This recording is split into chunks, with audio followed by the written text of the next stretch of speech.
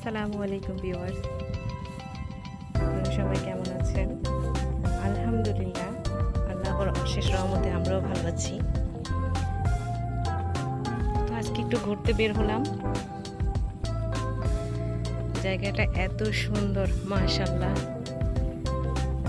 যেমন সুন্দর তেমন বাতাস, খুবই ভালো লাগছে।